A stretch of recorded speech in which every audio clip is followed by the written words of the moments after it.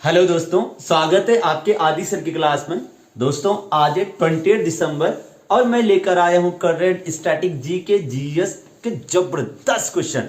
दोस्तों आप पहले पूरा वीडियो देखना, खुद एवोल्यूशन करना, खुद मूल्यांकन करना और फिर देखना कि मैं जो भी पढ़ा रहा हूं वो एग्जाम ओरिएंटेड है या नहीं है।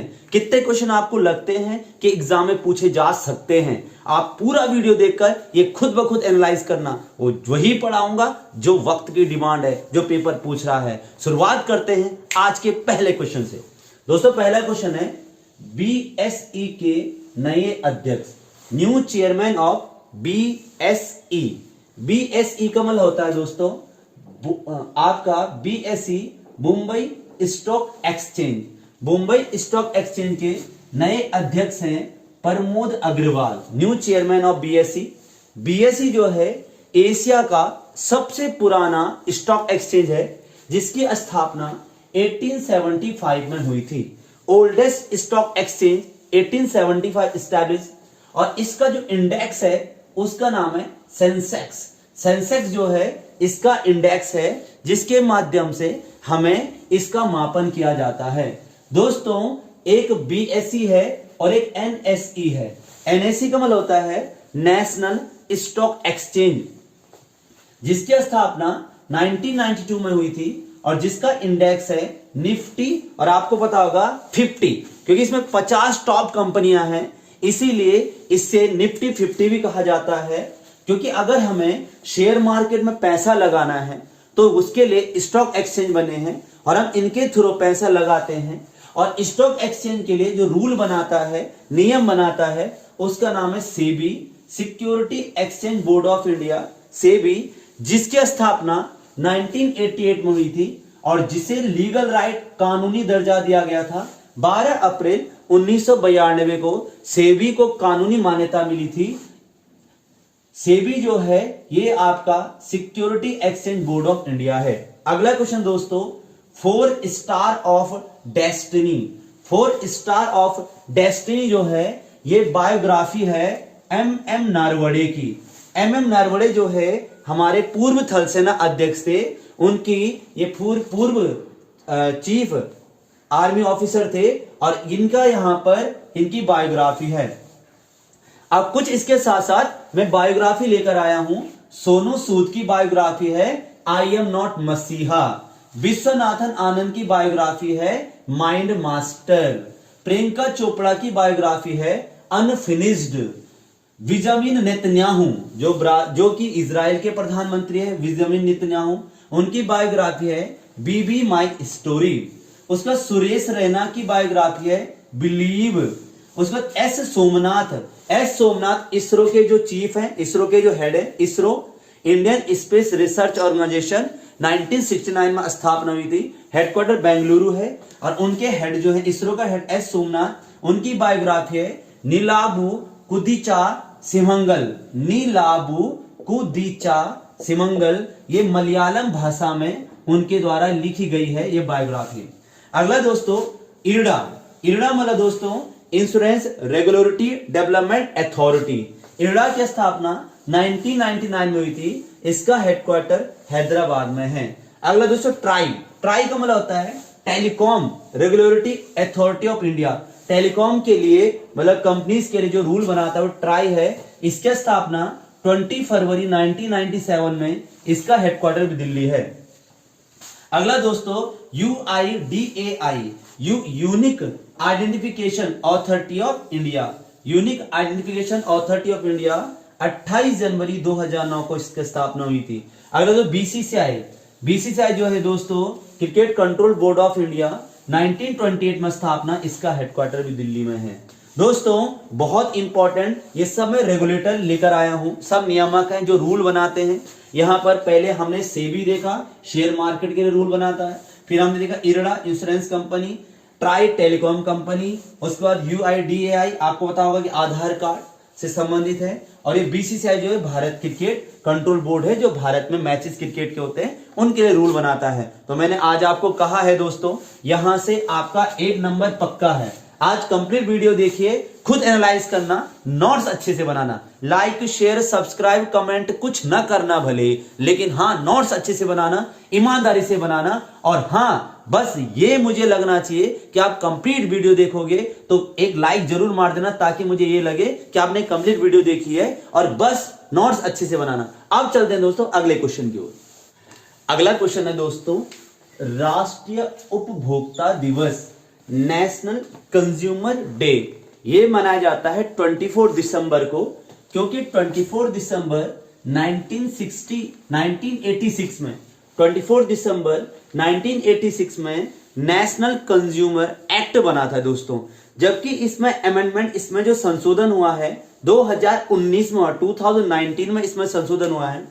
अगला दोस्तों, वर्ल्ड कंज्यूमर डे, विश्व उपभोक्ता दिवस, ये 15 मार्च को मनाया जाता है, क्योंकि 15 मार्च 1963 में उपभोक्ताओं को अधिकार प्रदान किए गए थे अमेरिका में।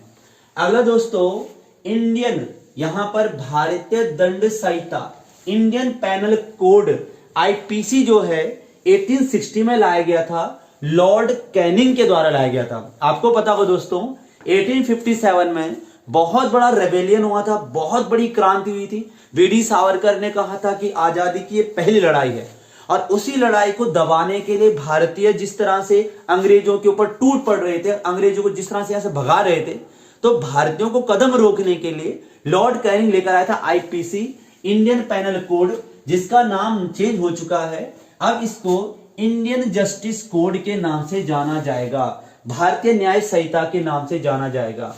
अगला दोस्तों, भारतीय साक्ष्य अधिनियम, इंडियन एविडेंस एक्ट, ये आया था 1872, इसका नाम भी चेंज हो गया है इंडियन एविडेंस बिल, भारतीय साक्ष्य बिल के नाम से इसे जाना जाएगा। अगला दोस्तों, आपराधिक प्रक्रिया संहिता, क्रिमिनल प्रोसेस कोड, ये आया था दोस्तों 1898 में, इसको भी नए नाम से जाना जाएगा भारतीय नागरिक सुरक्षा संहिता, इंडियन सिटीजन सिक्योरिटी कोड के नाम से इसे जाना जाएगा। अगला क्वेश्चन दोस्तों, वीर चक्र जो है ये मिला है विनोय रॉय चौधरी, विनोय रॉय चौधरी को वीर चक्र से सम्मानित किया गया है। अगला दोस्तों, अगला क्वेश्चन, मेजर ध्यानचंद्र खेल रत्न पुरस्कार, खेलों का सर्वश्रेष्ठ पुरस्कार है, और यह दिया गया है चिराग शेट्टी एवं रंकी रेड्डी सात्विक साईराज, रंकी रेड्डी और सात्विक साईराज की जोड़ी तथा चिराग शेट्टी को, ये बैडमिंटन से संबंधित हैं, उनको खेलों का सर्वोच्च सम्मान दिया गया है मेजर ध्यानचंद खेल रत्न पुरस्कार 2023 दोस्तों। इसमें दोस्तों टोटल 25 लाख रुपए दिए जाते हैं, 25 लाख रुपए दिए जाते हैं।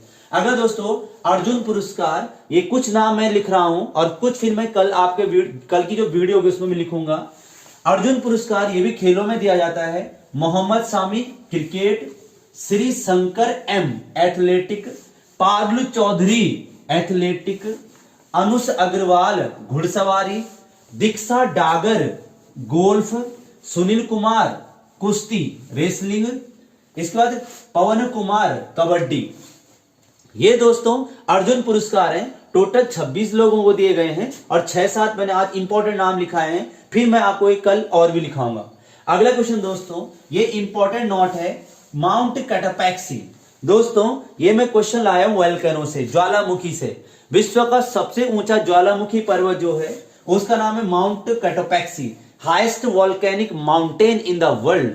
माउंट कैटापैक्सी ये इक्वाडोर में स्थित है, साउथ अमेरिका में। अगला दोस्तों, मोना लोआ, मोना लोआ ज्वालामुखी जो है हवाई द्वीप में स्थित है, मोना लोआ आपका हवाई द्वीप। उसके बाद दोस्तों एटना और सिसिली, एटना और सिसिली वोल्केनो जो है ज्वालामुखी जो है ये इटली में स्थित है। अगला दोस्तों Saint Helena, Saint Helena volcano ज्वालामुखी जो है दोस्तों अमेरिका में आते हैं। उसके बाद दोस्तों क्राकाटोआ, क्राकाटोआ जो दोस्तों इंडोनेशिया, और पोपा ये म्यांमार में आते हैं दोस्तों। तो दोस्तों नोट डाउन करें फटाफट स्क्रीनशॉट ले लीजिए और चलते हैं फिर अगले क्वेश्चन की ओर। दोस्तों अगला क्वेश्चन है 28 दिसंबर 1885 इंडियन नेशनल यूनियन की स्थापना।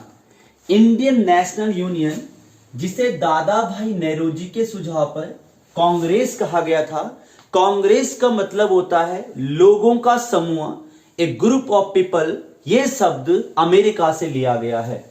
दोस्तों इसकी स्थापना गोकुलदास तेजपाल संस्कृत कॉलेज मुंबई में हुई थी और उस दिन जो चेयरमैन थे 1885 में फर्स्ट चेयरमैन थे, उनका नाम था WC बनर्जी और टोटल 72 लोगों ने इसमें पार्टिसिपेट किया। दोस्तों इसके जो फाउंडर थे, संस्थापक थे, उनका नाम था A.O. ह्यूम और उस समय गवर्नर जनरल थे लॉर्ड डफरिन। दोस्तों एक बड़ा जबरदस्त क्वेश्चन आता है कि जब कांग्रेस की स्थापना हुई थी उस समय शामिल नहीं थे।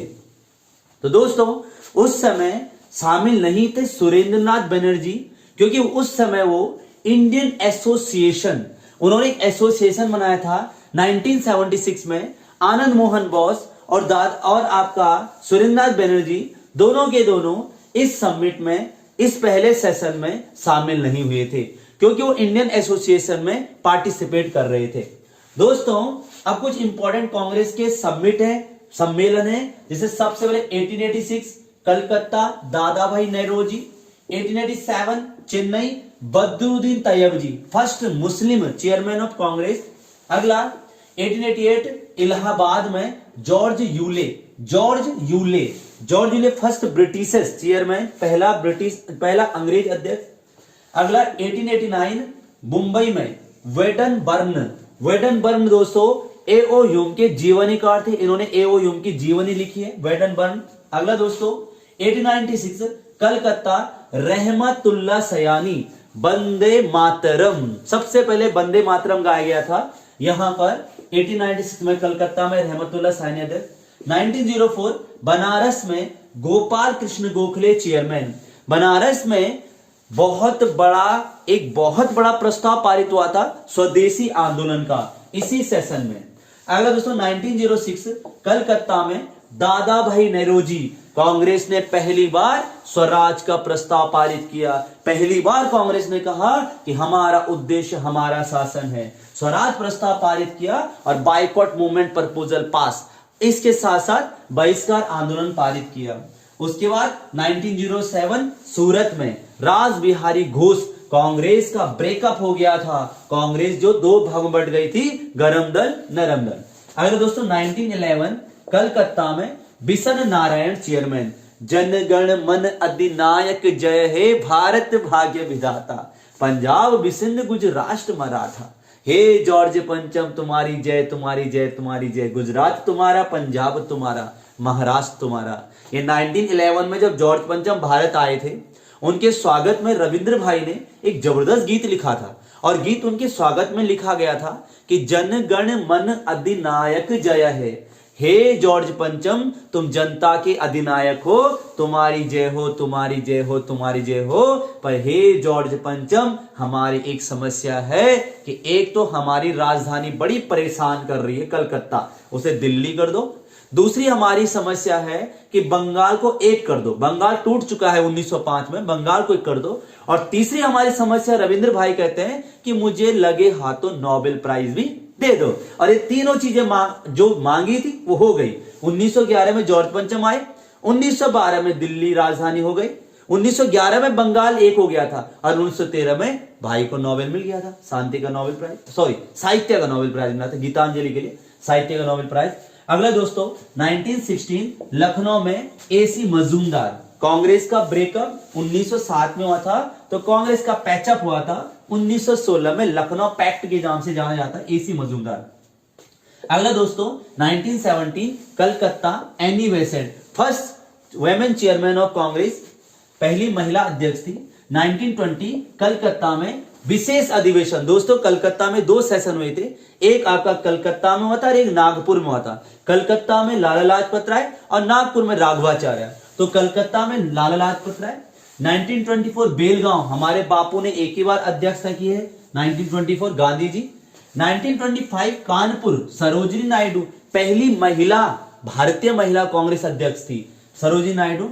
1929 लाहौर जवाहरलाल नेहरू अध्यक्ष थे और पहली बार कांग्रेस ने एक प्रस्ताव पारित किया था, रावी नदी के तट पर झंडा फहरा करके घोषणा कर दी थी और पहली बार पूर्ण स्वराज का प्रस्ताव पारित किया था और घोषणा कर दी थी कि 26 जनवरी 1930 को हम मनाएंगे स्वाधीनता दिवस, स्वतंत्रता दिवस। और आज कांग्रेस का स्थापना दिवस है दोस्तों। बाकी कांग्रेस का पूरा चैप्टर पढ़ाएंगे आपको, पूरा का पूरा बायो, पूरा का पूरा आपका पोस्टमार्टम करेंगे, पूरा का पूरा हिस्ट्री का पोस्टमार्टम करेंगे आगे आने वाली क्लास जब मैं हिस्ट्री की लूंगा। तो दोस्तों कैसे लगी आपको कक्षा? उम्मीद करता हूं आपको बेहतरीन कक्षा लगी होगी। और हाँ, आपकी जिम्मेदारी है अच्छे से ईमानदारी से दोस्तों जो भी करना है खुद के लिए करना है, कोई किसी के लिए नहीं करता।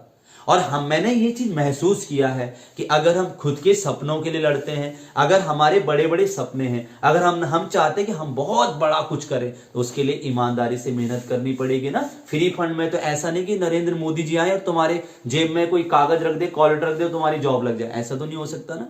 तो यार उसके लिए मेहनत करनी पड़ेगी और बिना मेहनत के कभी कुछ नहीं है। मेहनत ही है सब कुछ, ठीक है। एक ही शॉर्टकट है मेहनत। हाँ, बस यह है कि अपने आप में विश्वास रखो भाई, लगातार प्रयास करते रहो, लगातार मेहनत करते रहो और बहुत जल्दी देखना 2024 आपका है। ये कोई भी नहीं छीन सकता आपकी नौकरी। भाई सरकारी नौकरी की इतनी बड़ी औकात नहीं है कि जो आपकी इच्छा शक्ति से कम हो। तो दोस्तों बस मेहनत करिए, लगे रहिए। बहुत बहुत धन्यवाद। आदि सर की क्लास में यूं ही बने रहे। और हाँ, अब ये नहीं कहूंगा कि शेयर कीजिए, लाइक कीजिए, सब्सक्राइब कीजिए, हाँ, पर इतना जरूर कहूंगा यार ईमानदारी से मेहनत कर लीजिए। बस ईमानदारी से 2024 में हर हाल में सपनों को पाना है यार। बहुत हो गया। बहुत बहुत धन्यवाद।